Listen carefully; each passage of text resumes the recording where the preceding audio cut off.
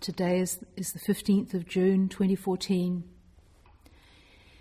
and we're going to talk today, as promised, about the precepts, what they're about and why we try to uphold them. We've got Jukai coming up in a couple of weeks, and so this Teisho and the next one will be about Jukai. For those of you who haven't been to a Jukai before, the main part of a Jukai ceremony, we do this twice a year, once in more or less in midwinter and once on New Year's.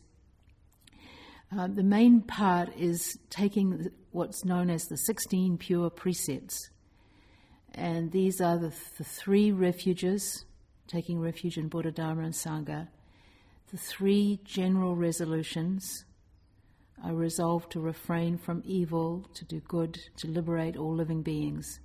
And then the 10 cardinal precepts.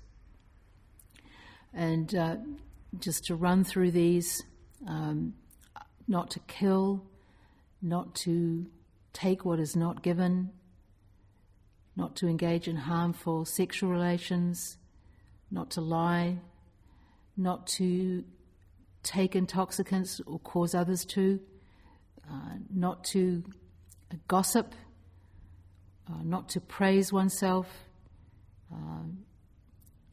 not to withhold spiritual or material aid, not to indulge in anger, and not to revile the three treasures of Buddha, Dharma and Sangha, which brings us back to the first part, the taking refuge in the three treasures.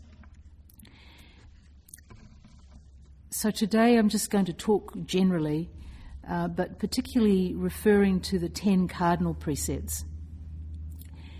And just something I say probably pretty much every year is just because there are 10 of them, they shouldn't be confused with commandments.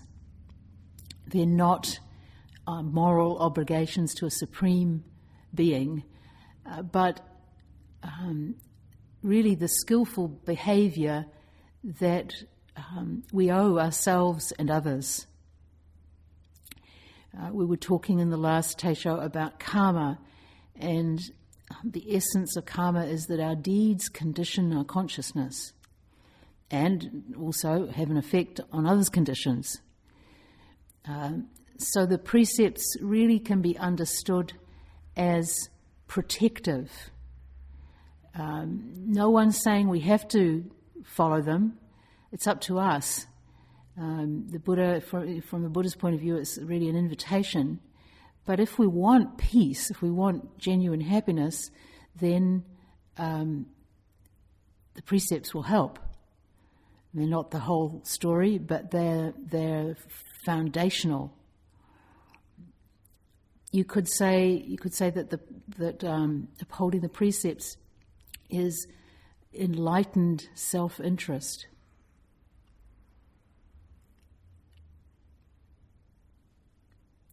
There's a story in the Pali Canon which points to this. It's a famous one between King Pasenadi and his chief consort, Queen Malika. And it takes place one evening when they're sitting on their balcony surveying the city before them. And the king asks his wife, "Is there anyone you love more than yourself?" And he's probably expecting his wife to reply, "You, of course, yes, I love you, Lord, more than myself." But Queen Malika was not an ordinary queen. She was a devoted disciple, and so probably had some insight into her own mind. And it was probably required also some courage to respond in this way. She had been plucked into her life as a queen from a very low caste because of her beauty and her good karma, we could say. But she doesn't flatter the king. Instead, she responds by saying, "No, Your Majesty, there isn't anyone I love more than myself." And then she adds, "How about you?" And faced with this question, the king had to be honest too and replied, "No, there's not anyone I love more than myself." They then go to see the Buddha, and they relate this conversation to him, and he then recites a verse in response. He says, "Searching in all directions with one's awareness, one finds no one dearer than oneself. In the same way, others are fiercely dear to themselves. One who loves herself or himself may never hurt another."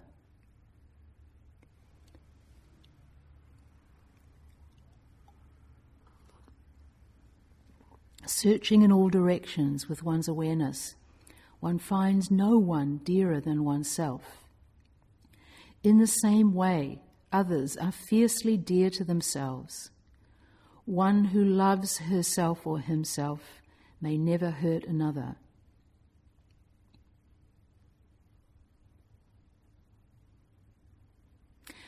Honest apprehension of our self-love requires an appreciation that every single other person, and not only people but other beings, have this same self-love.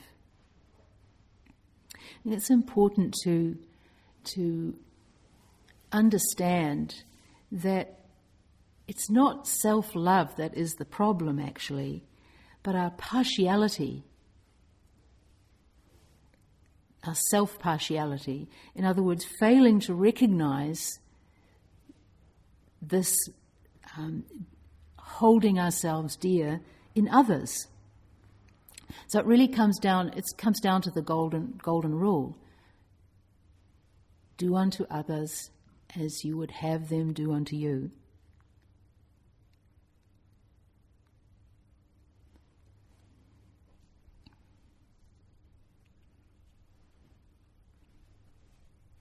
If we do deeply recognize this common attitude that we have, then both a kind of wisdom and compassion arise.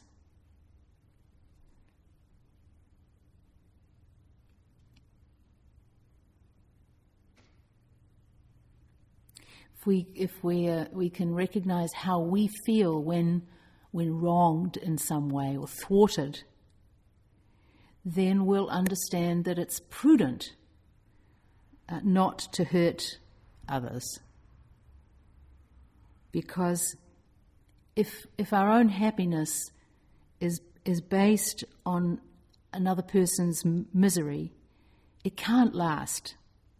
It's built on shaky foundations, because eventually the miserable react. They'll try one way or another to destroy their oppression, to clear it away, and often to destroy their oppressors as well. There's a famous line in the Dhammapada: "Conquest breeds hatred, for the conquered live in sorrow."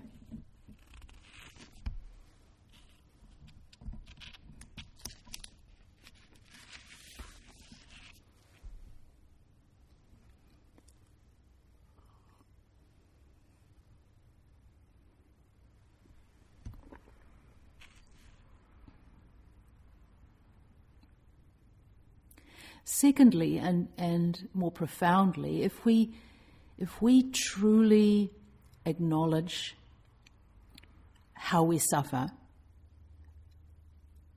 then we'll resonate with other people suffering, other beings suffering.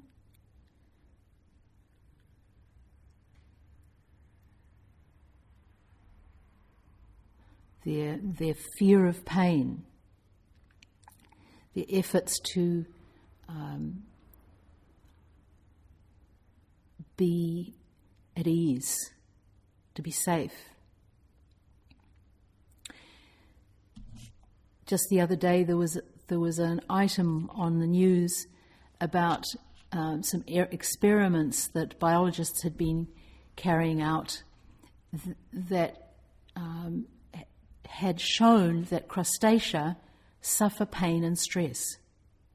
Now, this is probably not news to people in this room, but the comment was made after this was reported that it might very well now change the way crayfish are treated after they've been caught.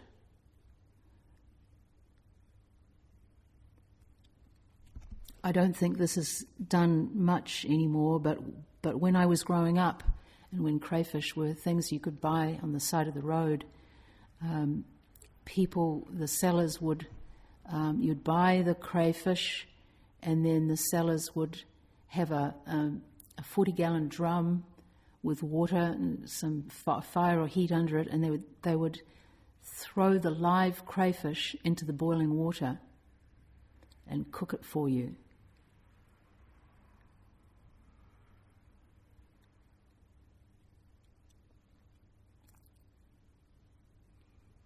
So it's wonderful that now this has been recognised, that crayfish suffer. They seek ease. They flee from pain if they can.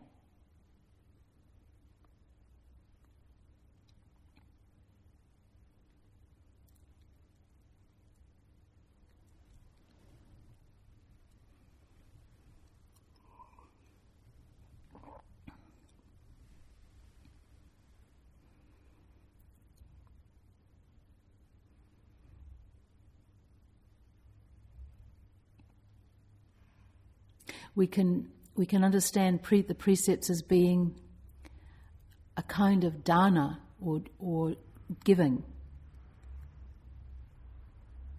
If we really try our best to keep the precepts, then we're offering others safety to the best of our ability. And if we really were able to keep the precepts 100%, we'd be offering unconditional safety to others. And of course, in return, we receive a share of that safety. We create an environment of greater safety.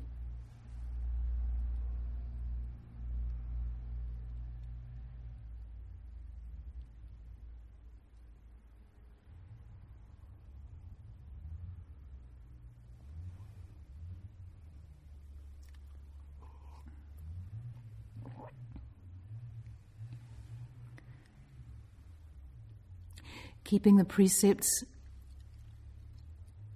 are also understood in Buddhism to be the foundation of awakening.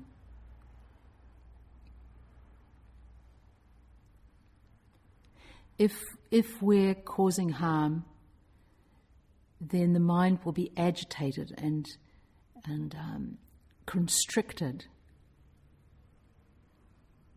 and therefore unable to be at rest.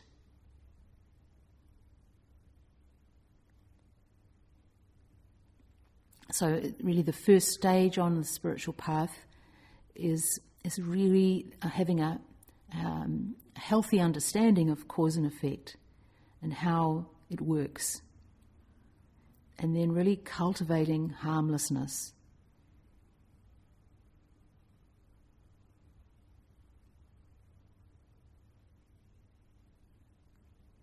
And the more we do this, the more this enables us to engage the other aspects of the Eightfold Path.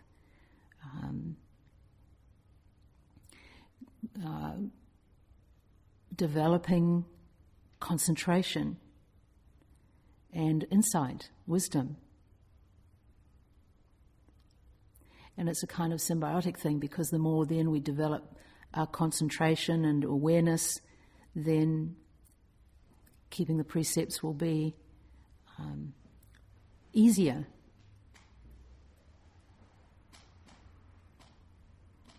And of course, the more insight we have into ourselves, that will support the keeping of the precepts too.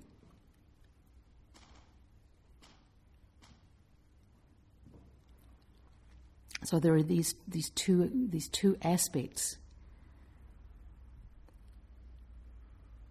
keeping the precepts in order to not harm people around us, but also keeping the precepts because they fundamentally harm ourselves.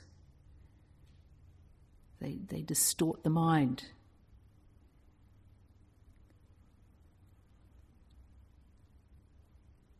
We do have to be careful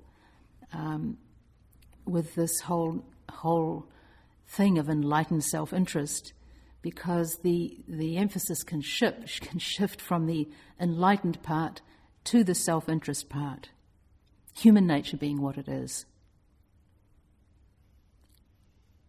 So we can be excessively focused on purity. Purity cultivated in order to serve my own individual salvation.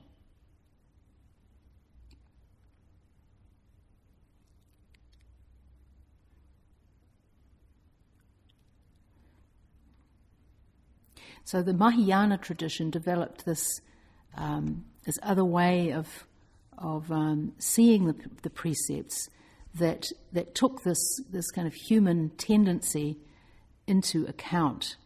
And so it was important not just to keep the literal precept, but to keep the spirit of the precept, to examine ourselves and see if we're really keeping the spirit of the precept.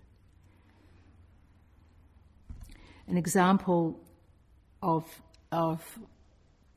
keeping the letter but not the spirit is a story that a member of the centre told to Roshi Kapleau, and he used to use as an example in his talks.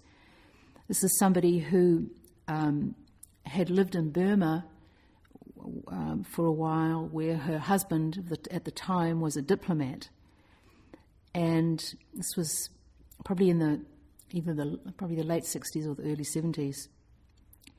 And she witnessed this. There was a rabid dog, and it was causing a menace. It was biting people, attacking people, but nobody would deal with it because they didn't want to kill the dog and break the first precept of not killing. This was as you know, I'm sure you know, Burma is a Buddhist country. And, of course, the dog was causing havoc.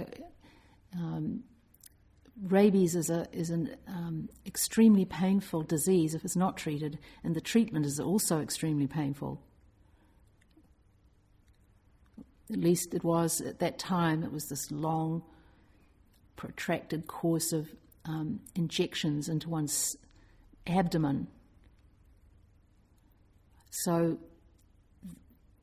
this dog was creating a lot of suffering,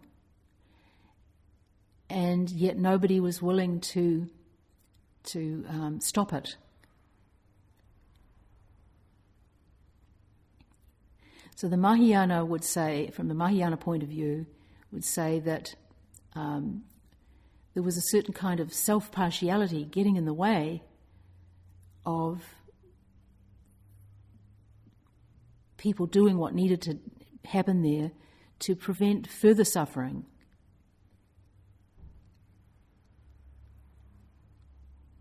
people were kind of guarding a certain kind of idea of purity, whereas somebody willing to risk that purity and kill the dog would have been helpful. So Mahayana tradition would say there's a kind of selflessness in somebody who would be willing to risk some negative karma for the sake of another person's welfare or the greater good, many people's welfare. So they introduce into this schema a kind of what we could describe as an emphasis on altruism, on heroic altruism.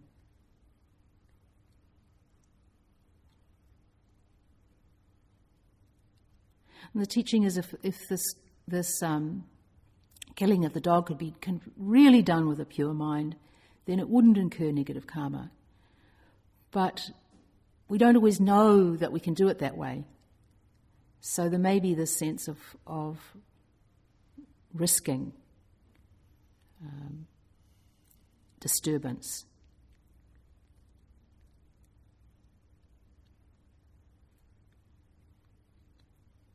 But again, we have to be careful with this, because if we put a kind of excessive emphasis on selflessness, that too can have a shadow side in a couple of different ways.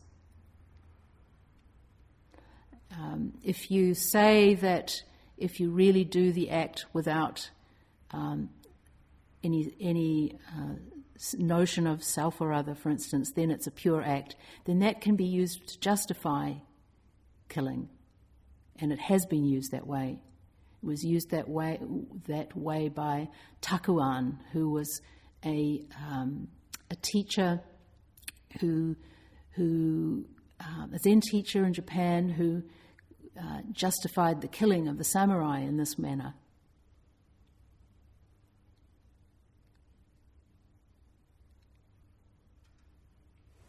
Actually, there's a little passage of Takuan's teacher where teaching you can get the flavour of this. So these are his instructions to the samurai. The uplifted sword has no will of its own. It is all of emptiness. It is like a flash of lightning. The man who is about to be struck down is also of emptiness, as is the one who wields the sword. Do not get your mind stopped with the sword you raise. Forget about what you are doing and strike the enemy. Do not keep your mind on the person before you. They are all of emptiness. So this kind of thing, it sounds great, but when you really examine it, it's overlooking what's actually happening, that one human being is killing another human being. Ken Roshni's comment on this, he says, the devil quotes scripture. And he says, the fallacy of the way of the samurai is similar to the fallacy of the code of the crusader. Both distort what should be a universal view into an argument for partisan warfare. That Catholic charity of the Holy See did not include people it called pagans. The vow of Takuan Zenji to save all beings did not encompass the one he called the enemy.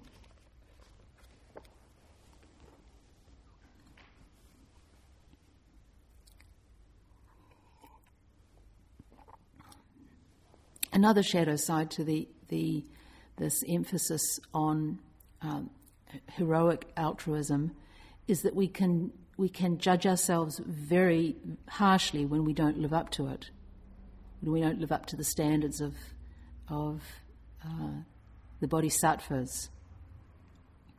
It's a classic story in the Jataka tales of the Buddha in one of his former lives encounters a starving tigress who has cubs who she can't feed because she's starving, and he feeds his own flesh to her so that she can feed her cubs.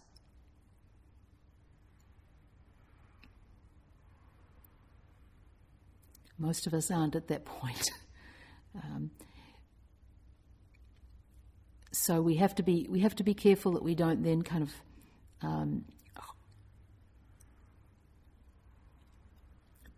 punish ourselves because we're not at that level of altruism. It can a greater sense of altruism, a greater sense of the non-separation of self and other, can be cultivated and is cultivated through our practice, through really seeing into the nature of existence. In Zen, we rely on Zazen itself to do this, to really see beyond the appearances of having a separate body. In the Vajrayana tradition, there's also a practice called Tonglen, which very directly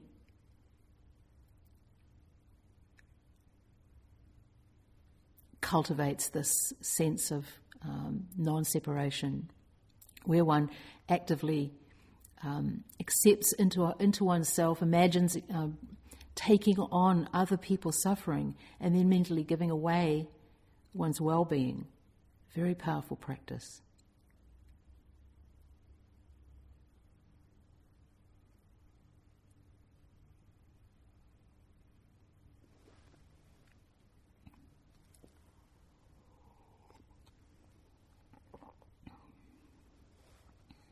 So we may at different times be upholding the precepts out of these different kinds of motivation. It can be the prudence of not wanting to cause antagonism that eventually will lead to more suffering. Or it can be really out of a sense of resonating, empathizing with others.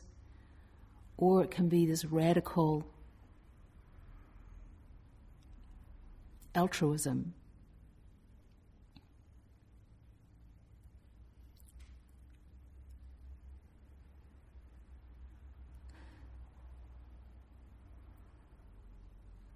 All of these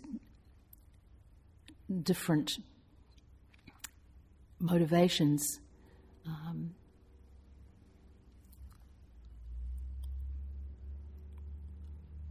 are doors to less suffering, though. Doors that help us to cultivate freedom. Freedom from the damage we do to ourselves, to people around us.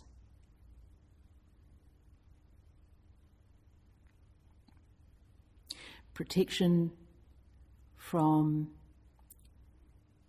retaliation, and protection also from the disturbances that causing harm leave in the mind.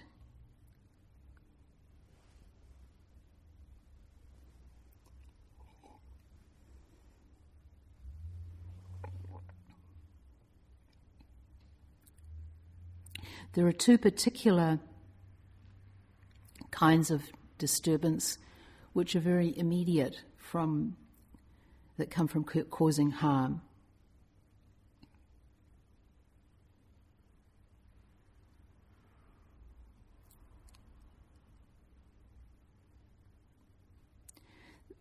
There can either be a result of regret and guilt,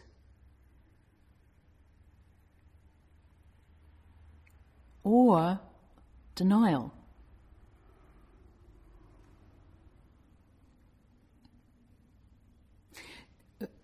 With guilt and regret, these are like a kind of walking around with a very something very sensitive, like a wound that won't heal, that causes us pain. It's like a place we can go back to again and again and kind of punish ourselves over and over because we've done something that we're recognizing as wrong, and then from that we also judge ourselves to be wrong or bad.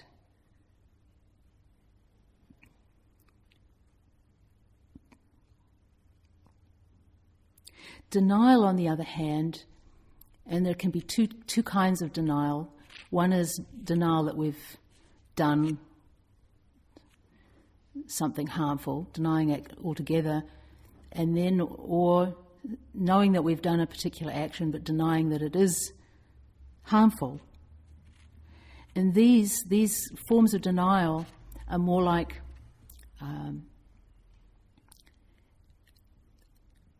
a callus, or a kind of a hard, inflexible area in the mind.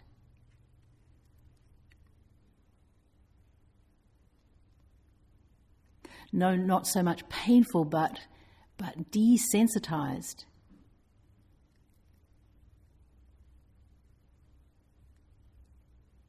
So they reduce us. And of course the pain is there. It's just got this like hard shell over it.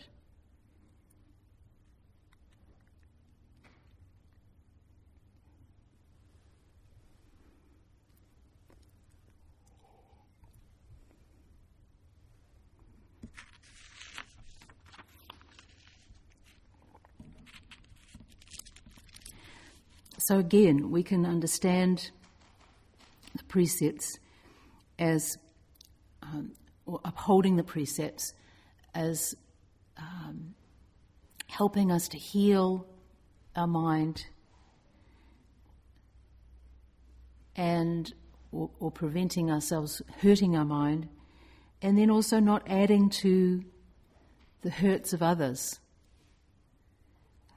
contributing to the healing of the world. From time to time I hear people say that they have trouble with the first of our 4 vows that we chant, all beings without number, I vow to liberate.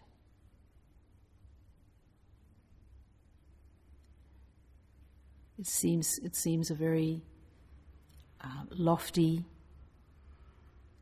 thing to vow. All beings. How can I liberate all beings when I can't even liberate myself? But we can understand that we start that process by liberating others and ourselves from our own selfishness, our own ill will, our own delusive thinking. These are the drivers of suffering, the engines of our alienation.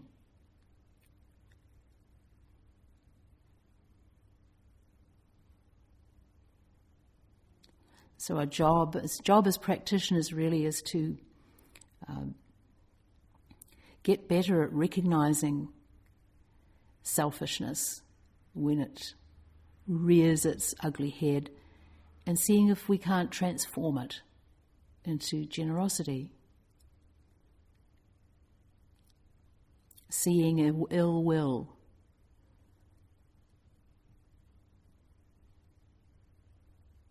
and transforming that into goodwill.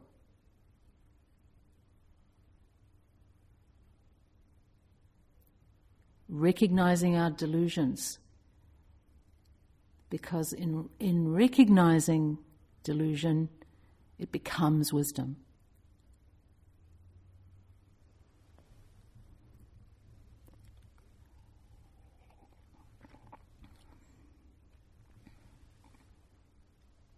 The precepts help us to undertake this transformation.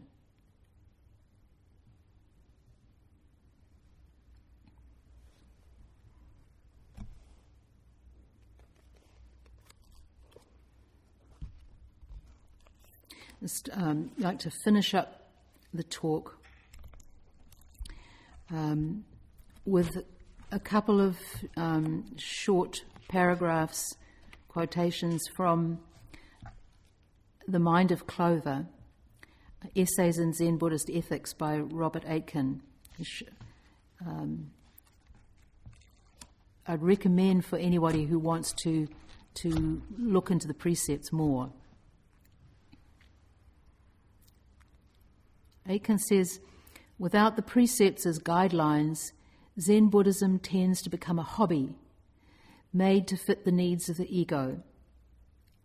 Selflessness, as taught in the Zen Center, conflicts with the indulgence that is encouraged by society. The student is drawn back and forth from outside to within the Zen Center, tending to use the center as a sanctuary from the difficulties experienced in the world. In my view, the true Zen Buddhist center is not a mere sanctuary, but a source from which ethically motivated people move outward to engage in the larger community.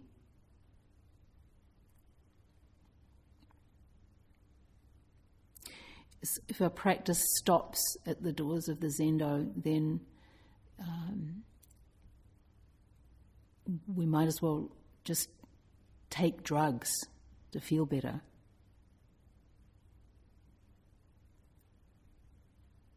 The precepts, keeping the precepts can become zazen in motion, living non-separation.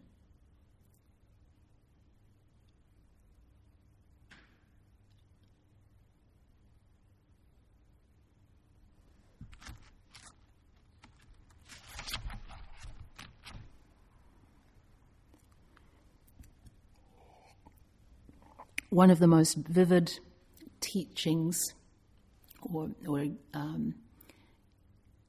images of this non-separation, our interconnectedness, is found in Huayan Buddhism.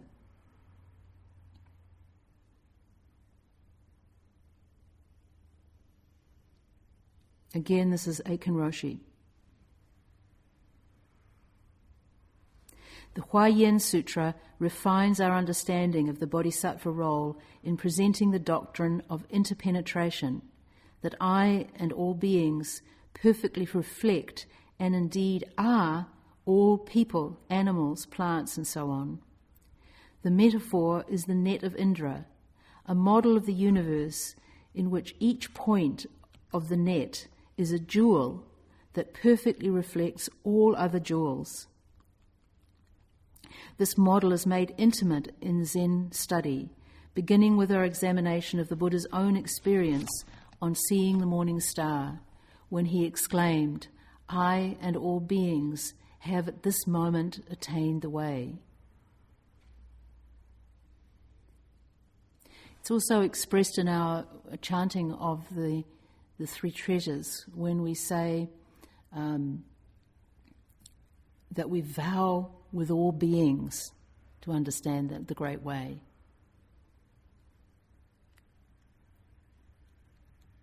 Not leaving anyone behind.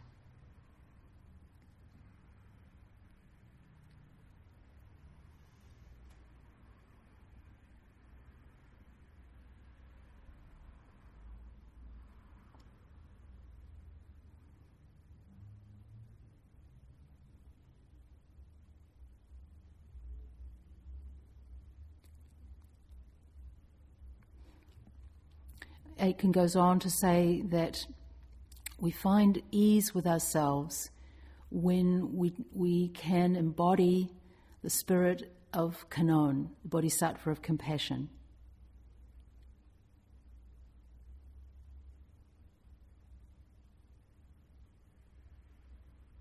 When we listen with Kannon's ears to the cries of the world.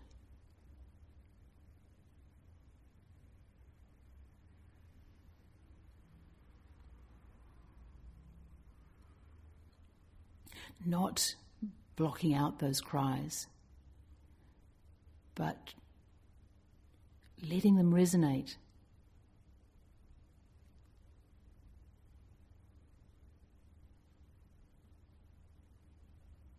The cries of the people of Syria.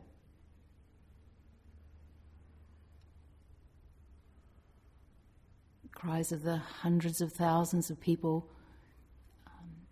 fleeing conflict in Iraq.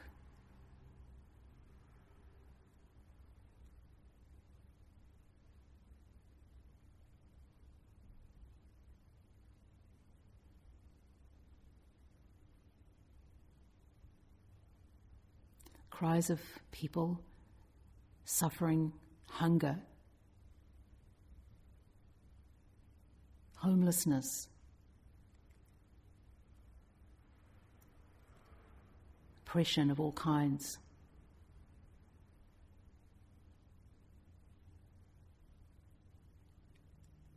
Our own cries.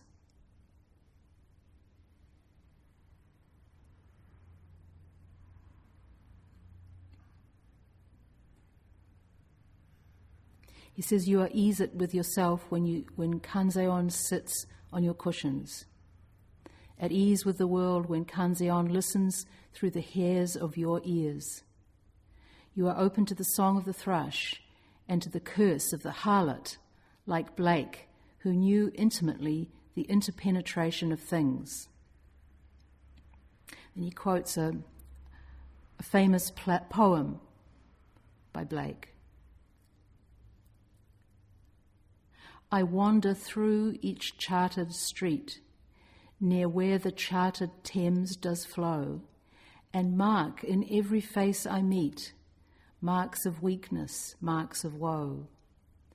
In every cry of every man, in every inference cry of fear, in every voice, in every ban, the mind-forged manacles I hear.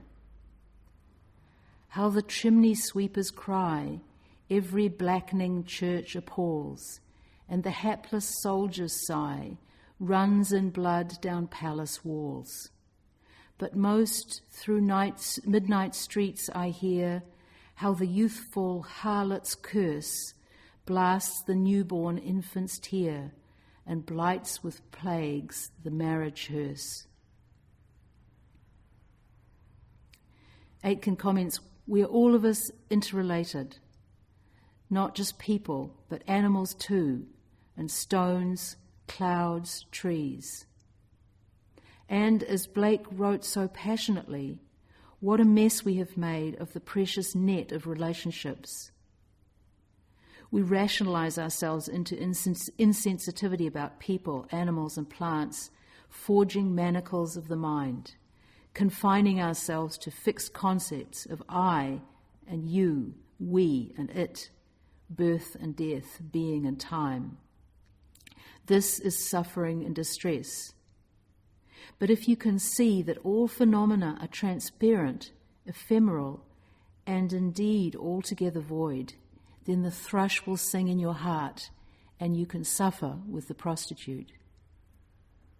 Experiencing emptiness is also experiencing peace, and the potential of peace is its unfolding as harmony among all people, animals, plants, and things. The precepts formulate this harmony, showing how the absence of killing and stealing is the very condition of mercy and charity. We'll stop here and recite the 4 vows.